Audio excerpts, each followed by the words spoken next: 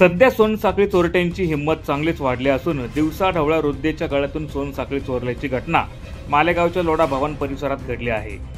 सोनसाखळी चोरीचा थरार सीसीटीव्ही कॅमेऱ्यात कैद झाला असून या घटनेमुळे परिसरात भीतीचं वातावरण निर्माण झालं आहे।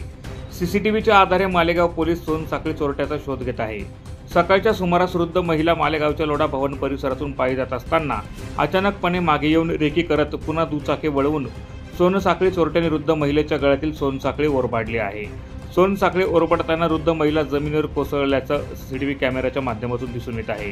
या घटनेचा अधिक तपास मालेगाव पोलीस करत आहे।